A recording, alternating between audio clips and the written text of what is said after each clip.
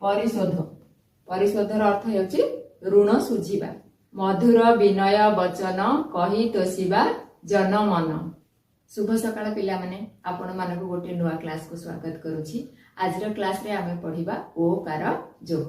पूर्व क्लास रे आमे पढिथिले ऐकार जोग। माने अछि समस्तकर ऐकार जोग किपरि थिला चलंतु थरे देखि नबा ऐकार जोग किपरि थिला।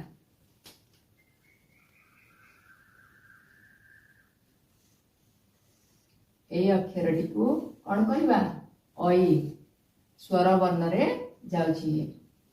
ऐ ऐकार जोगर चिन्ह किपरि थिला एही परि कोठी दउथिले आमे अक्षरर बाम पार्श कांथरे आउ उपरे क ऐकार कै एही परि उच्चारण करूथिले। आज पढ़िबा ओकार जोग। ओ केमिति एही परि ओ कार जोग।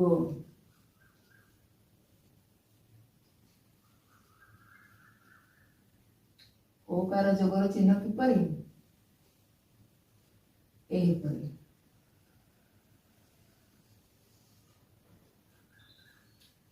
ये होची ओ ओकार जोगर चिन्ह एही परि कोठी दिया जाए अक्षरर बाम पट कांथरे आउ डाहाण पट कांथरे किपरि उच्चारण हुए क ओकार को क ओकार को। चलंतु सबु अक्षर रे ओकार जोग करी लिखिबा। क युक्त ओ समान क ओकार को। ख युक्त ओ समान ख ओकार खो। ग ओकार गो घ ओकार घो च ओकार चो छ ओकार छो ज ओकार जो झ ओकार झो त ओकार तो ठ ओकार ठो द ओकार दो ध ओकार धो ण ओकार अणु त ओकार तो थ ओकार थो द ओकार दो ध ओकार धो न ओकार नो प ओकार ओ फ ओकार फो ब ओकार बो भ ओकार भो म ओकार मो ज ओकार जो र ओकार रो ळ ओकार रो तालवेश ओकार सो मूर्धन्यस ओकार सो दंतस ओकार सो ह ओकार हो। अक्षर रे किपरि ओकार दे लेखा जाउछि आमे देखिले। एबे चलंतु पढि नेबा किपरि उच्चारण हेउछि देखिबा। को खो गो घो चो छो जो झो टो ठो डो ढो णो तो थो दो धो नो पो फो बो भो मो जो रो रो सो सो हो। एबे आमे शब्द लिखिबा। घोर घ ओकार घोर घोर शब्द गुड़िकर विभिन्न प्रकार अर्थ थाए। ताकू अलग अलग जगार अलग अलग अर्थ रे व्यवहार करा जाय थाए। पिला माने बुझी पारला भलिया गोटे किंबा दुईटी अर्थ मु आपनको कहूछि। घोरर अर्थ हेउछि तीव्र भयंकरता भी हेबो। शिव को भी घोर कहा जाए, निष्ठुर को भी घोर कहा जाए। तो यही सब थिला घोरर अर्थ। घोड़ा घ ओकार घो ड़ आकार ड़ा घोड़ा। घोड़ा गोटे प्रकार पशु जाको आमे घरे पालन करिथाउ। से बहुत जोर रे धाई थाए। युद्ध समय रे घोड़ा को व्यवहार करा जाय थाए। पूर्व काल रे जेते बेले राजा माने थिले से मानकर सब अश्व बाहिनी थिला। अश्व बाहिनी माने कोन? घोड़ा। घोड़ा रे बसी के लोक माने युद्ध करुथिले। घोड़ा बहुत जोर रे धाउथिला। जणे योद्धा ता ऊपर बसी के जोर रे धाई पारथिला। सेते बेले आ गाड़ी आ एते जिंसर उद्भावन होई नथिला। तो घोड़ा को लोक माने व्यवहार करुथिले गोटे जगारु आ गोटे जगह को जल्दी पहुंचवा पई घोड़ार व्यवहार करुथिले। घोड़ा ऊपर बसी के घोड़ा दौड़ प्रतियोगिता भी करुथिले। रोसो र ओकार रो मूर्धनेश। रोस रोस माने रागिबा। रोस माने कोन? रागिबा। आ गोटे रोसर अर्थ हेबो रोसेईशाला पाकशाला, ताको आमे कहबा रोसो। चोरो च ओकार चो र चोरो। चोरो चोरो माने जे चोरी करि थाए ताको आमे कहबा चोरो। चोरो को आ कोन कहि परबा? तस्कर। को काम को चोरी कहबा? गोटे जिनिस जोटा जिनिसर मालिकों को न कहि कि आमे गोटे जगारु आ गोटे जगह को नै जाइथिबा सेही काम को कहबा चोरी। जेपरि का बाड़ी रे पिजुली अछि, जा बाड़ी रे पिजुली अछि ताको न कहि कि ताको पिजुली आनि कि खाइ देबा, तो एटा कोन हला? पिजुली चोरो। चोरो बुझिला। भोगो भ ओकार भो ग। भोग देवतांकर उपासना पाई लागुथुबा पूजा द्रव्य को आमे भोग कहि थाउ। जेपरि किछि खाइबा जिनस आमे ठाकुरंक पाई नेकी जाउचे पूजा करबा को ताको आमे कोन कहबा? भोग कहबा। भोगर आ कोन अर्थ हेइ परिबो? भोजन को भी भोग कहा जाय परिबो। आ कोन हेबो? सुख किबा दुखर अनुभूति के भोग भी कहा जाय। लोक ल ओकार लो क। लोक लोक माने साधारणतः मनुष्य को आमे बुझी थाउ। लोक। चोको स ओकार सो क। शोक निजर केही प्रियजनकर मृत्यु होई गले किंबा से विच्छेद होई गले कुआडे पळेई गले आम मनरे शोक प्रकाश हुए। आम मनरे दुख हुए। से दुख को आमे कोन कहबा? शोक बोली कहबा। आ कोन अर्थ होई परिबो? खेद करबा। आ मनर संताप, मन को कष्ट होची ताकू भी शोक कहबा, दुख कहबा। शोकर अर्थ बुझिला। तापर शब्द लिखिबा। जोग ज ओकार जो ग। जोग। जोगर अर्थ हेउची मिलन, मिसाइबा, ताको आमे कहबा जोग। आ जोगर कोन अर्थ होई परिबो? यम नियम प्राणायाम ए सब होउची जोग। जोगर साधारण अर्थ होउची मिलन बा मिसाइबा। एडे लिखा है ओकार जोग माने कोन? एटा ओकार जोग। याको आमे अक्षर संगे मिसे की लिखुचे तो ये हे गला ओकार जोग। जोग बुझिला। तापर शब्द लिखिबा। सोम दंत स ओकार सो म। सोम। सोमर भी विभिन्न प्रकार अर्थ अछि। सोम माने कोन? सोमवार को बुझाई थाए। आ कोन? चंद्र को बुझाई थाए। जो जन्म आम देखुच ताको आमे सोम भी कहि थाउ। आ कोन? शिव ठाकुर को भी सोम कहा जाए। होम ह ओकार हो म। होम। होमर अर्थ कोन? मंत्र उच्चारण करी नियारे घिया देबाकू ठाकुरंक पाखरे किंबा कोनोसी शुभ कार्य रे ताकू आमे होम कहि थाउ। गोप ग ओकार गो प। गोप। गोप गोप माने गोपपुर जोठी कृष्ण थिले। कृष्णकर छोट पिला दिन जोठी कटिथिला से जगह होची कोन? गोपपुर। गोपर आ गोटे अर्थ कोन हेबो? दौड़ी परी बड़ा होइथिबा सुना निर्मित हार सुनारे गोटे हार तैयारी हेतिबो सेटा दौड़ी भलिया बोला हेतिबो ताकू भी गोप कुहा जाए। रोग र ओकार रो ग रोग रोग माने कौन बेमार देहर पीड़ा देह को कष्ट हेले ताकू आमे कौन कहिताउ रोग कहिताउ। रोगर आउ कौन अर्थ हेबो मंद अभ्यास जदि किछि खराब अभ्यास थिबो ताकू आमे भी रोग बोली कहिताउ। लोचन ल ओकार लो च न लोचन लोचन माने आखि लोचन चक्षु नयन भी कहा जाए।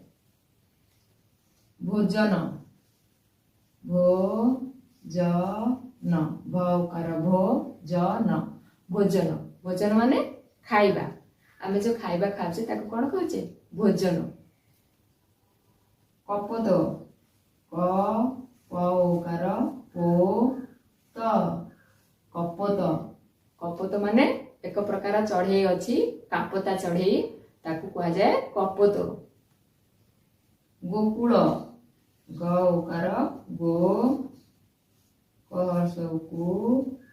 गोकुल गोकुल माने कौन गोपपुर को भी गोकुल कहा जाए। गोकुलर आउ गोटे अर्थ हेउछि गुहाळ जोटी गाई रहंती गोकुल बुझिला तापर शब्द लिखिबा। सहोदर स दंत स हरे ओकार हो सहोदर सहोदर गोटे माँ गर्भरु जात होइथिबा संतान मानकु सहोदर कहंती। सहोदर अर्थ कौन भाई किंबा भौणी जेमिति गोटे माँ गर्भरु जन्म होइथिबे। पुरोहित प हर्षौ पु र ओकार रो हि ह हर्षै हि त पुरोहित पुरोहित माने जो माने पूजा कर्म जानती जो माने यज्ञ पूजा विधि ए सबुर कर्म जानती से मानकु पुरोहित कहा जाए। साधारणतः पुरोहित जेते बेले श्राद्ध ग्राम होइथाए किंबा विवाह व्रत होइथाए तो पुरोहित आसिक मंत्र पढ़ती से लोकों को आमे कोन कहउछे पुरोहित।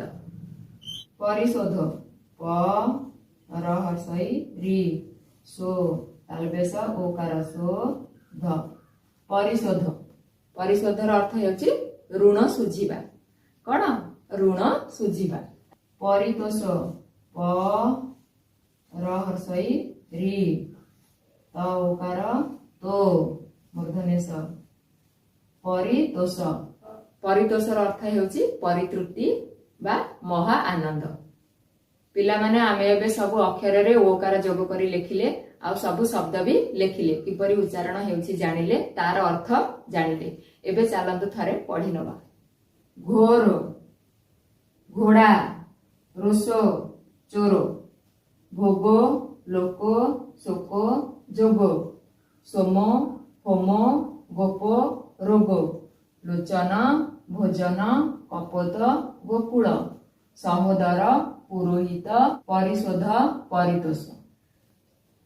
चलते एबे किसी सुंदर सुंदर वाक्य लिखिबा ताकू पढ़िबा आ बुझिबा को चेष्टा करिबा।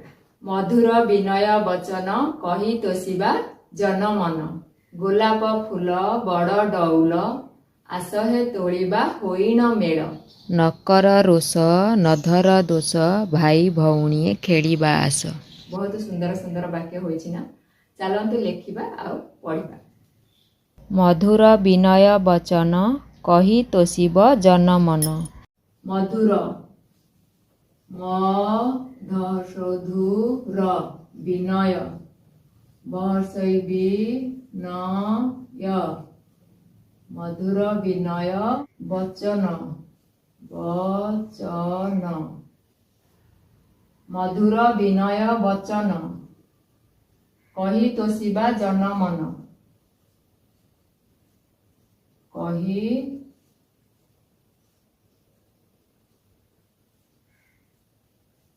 तोषिबा जन मन गोलाप फूल बड़ डौल गोलाप फूल हर्षौ फूल गोलाप फूल बड़ डौल ବଳ ଦଉଲ ଆସ ହେ ତୋଳିବା ହୋଇଣ ମେଳ ଆସ ହେ ତୋଳିବା ତ ଓକାର ତ ଳ ହର୍ଷଇ ଳି ବ ଆକାରେ ବା ତୋଳିବା ହୋଇଣ ମେଳ ହୋଇଣ ମେଳ ଗୋଲାପ ଫୁଲ ବଡ଼ ଡଉଲ ଆସ ହେ ତୋଳିବା ହୋଇଣ ମେଳ ନକର ରୁଷ ନ କର ରୁଷ ନଧର ଦୋଷ ନଧର ଦଉକାର ଦୋଷ ଭାଇ ଭଉଣୀଏ ଖେଳିବା ଆସ ଭ ଆକାର ଭା ହର୍ଷଇ ଭାଇ ଭଉଣୀଏ ନ ଦୀର୍ଘଇଣୀ ଏ ଖେଳିବା ଆସ ଖ ଏକାର ଖେ ଳ ହର୍ଷଇ ଳି ବ ଆକାରେ ବା ଖେଳିବା ଆସ ଆ ଦନ୍ତ ସ ମଧୁର ବିନୟ ବଚନ କହି ତୋଷିବା ଜନ ମନ ଗୋଲାପ ଫୁଲ ବଡ଼ ଡଉଲ ଆସ ହେ ତୋଳିବା ହୋଇଣ ମେଳ ନକର ରୋଷ ନଧର ଦୋଷ ଭାଇ ଭଉଣୀଏ ଖେଳିବା ଆସ। ବାକ୍ୟ ଗୁଡ଼ିକ ଏବେ ପଢିଲେ ଚାଲନ୍ତୁ ତାର ଅର୍ଥ ବୁଝିବା। ମଧୁର ବିନୟ ବଚନ ମଧୁର ମାନେ ମିଠା ବିନୟ କୋମଳ ବଚନ ମାନେ କଥା କହି ତୋଷିବା ଜନମନ କଥା କିପରି କହିବା କୋମଳ ମିଠା କଥା କହି ତୋଷିବା ଜନମନ ଲୋକମାନଙ୍କ ଜନମନ ମାନେ ଲୋକମାନଙ୍କର ମନକୁ ତୋଷିବା ଲୋକମାନଙ୍କ ମନକୁ ଶାନ୍ତି କରିବା ତୋଷିବା ମାନେ କଣ ଶାନ୍ତି କରିବା ଖୁସି କରିବା କହି ତୋଷିବା ଜନମନ ମଧୁର କୋମଳ କଥା କହିକି ଲୋକମାନଙ୍କୁ ଶାନ୍ତି କରିବା ଲୋକମାନଙ୍କୁ ଖୁସି କରିବା। ଗୋଲାପ ଫୁଲ ବଡ଼ ଡଉଲ ଗୋଲାପ ଫୁଲ ସମସ୍ତେ ଦେଖିଛ ଗୋଲାପ ଫୁଲ କେମିତି ଦେଖିବାକୁ ବହୁତ ସୁନ୍ଦର ଗୋଲାପ ଫୁଲ ବଡ଼ ଡଉଲ ଡଉଲ ମାନେ ସୁନ୍ଦର ଗଢଣ ତାର ସୁନ୍ଦର ଗୋଲାପ ଫୁଲ ବଡ଼ ଡଉଲ ଆସ ହେ ତୋଳିବା ହୋଇଣ ମେଳ ଆସ ହେ ତୋଳିବା ପିଲାମାନଙ୍କୁ ସବୁ ଡାକା ଯାଉଛି ପିଲାମାନେ ସମସ୍ତେ ଆସ ମିଶିକି ଗୋଲାପ ଫୁଲ ତୋଳିବା ହୋଇଣ ମେଳ ମାନେ ସମସ୍ତେ ମିଶିକି ତୋଳିବା ଗୋଲାପ ଫୁଲ। ନକର ରୋଷ ରୋଷ କର ନାହିଁ ରାଗ ନାହିଁ ନଧର ଦୋଷ ଦୋଷ ଧର ନାହିଁ କିଏ କଣ କରିଦେଲା ମତେ କିଏ ବାଡେଇ ଦେଲା ମତେ କିଏ ମାରିଦେଲା ମୋ ସାଙ୍ଗ ହେଇଥିଲା ମୋର ଜିନିଷ ନେଇକି ଖାଇଦେଲା ତ ଦୋଷ କଲା ସେଇ ଦୋଷ ସବୁ ଧର ନାହିଁ ସବୁ ଭୁଲି ଯାଅ। ନକର ରୋଷ ରାଗ ନାହିଁ ନଧର ଦୋଷ କାହାର ଦୋଷ ଧର ନାହିଁ। ଭାଇ ଭଉଣୀଏ ଖେଳିବା ଆସ ଯେତେବେଳେ ଖେଳିବା ଗାଁ ଗହଳିରେ ସବୁ ପିଲାମାନେ ମିଶିକି ଖେଳୁଥିଲେ ଭାଇ ଭଉଣୀ ସବୁ ଆସିକି ଖେଳୁଥିଲେ କିପରି ଖେଳିବା ନକର ରୋଷ ରାଗ ନାହିଁ କି କାହାର ଦୋଷ ଧର ନାହିଁ ସବୁ କଥା ଭୁଲି ଯାଇ ସମସ୍ତେ ମିଶିକିରି ଖେଳିବାକୁ କୁହାଯାଇଛି। ଆଜିର କ୍ଲାସରେ ଆମେ ପଢିଲେ ଓକାର ଯୋଗ ଦେଇ ଅକ୍ଷରରେ ଲେଖିଲେ ଓକାର ଯୋଗ ଦେଇ ଶବ୍ଦ ଲେଖିଲେ ଆଉ ସୁନ୍ଦର ସୁନ୍ଦର ବାକ୍ୟ ଲେଖିଲେ ତାକୁ ପଢିଲେ। ଆଜିର କ୍ଲାସଟାକୁ ଏଠି ରଖିବା।